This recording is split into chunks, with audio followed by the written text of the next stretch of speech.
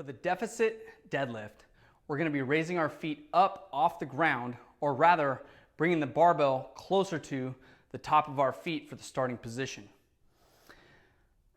The reason you're doing this is so that you can increase the range of motion. If you're having difficulty at the bottom of the deadlift getting that initial pull, this is a very helpful movement. If you're having more difficulty towards the top end of the pull, working on some rack pulls might be a better idea. For some, doing deficit deadlifts are just a fun variation and part of their training program. You'll notice I'm using just some cut up pieces of horse stall mats. They can be anywhere from 14, 18, 20 inches length by width. Some of these are kind of oblong, a little longer than they are wide. Doesn't really matter. I'm going to stack them up. The nice thing is you can record how many mats you use, so you know exactly how many you used the previous time. You can also use some of these 45-pound plates. They got a nice flat surface at the top. Just be really careful, because if you stack them on top of each other, they tend to slide, so you want to be very careful.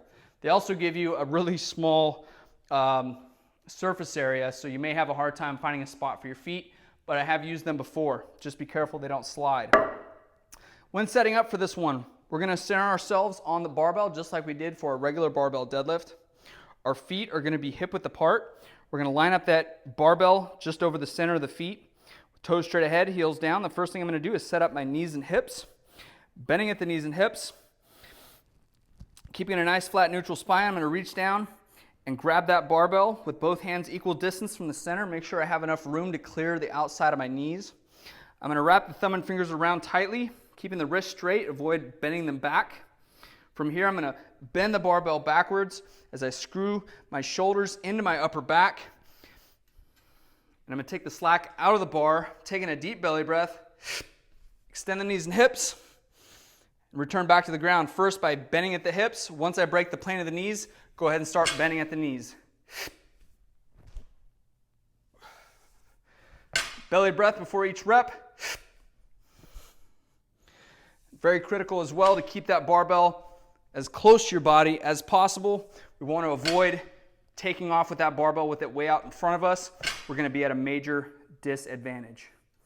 Once you're done, go ahead and release your hands and stand tall. It's very critical with this movement because you're increasing that range of motion with the knees and hips so much. You want to make sure that you can still keep your spine in a good position. If, in order to get into that bottom position, you're really having to round your spine and you're unable to use the bar to pull yourself down into it and flatten it out, I'd recommend starting with a little bit of a lower deficit, maybe 1 or 2 mats, and then working your way up. But that's how you do a barbell deficit deadlift.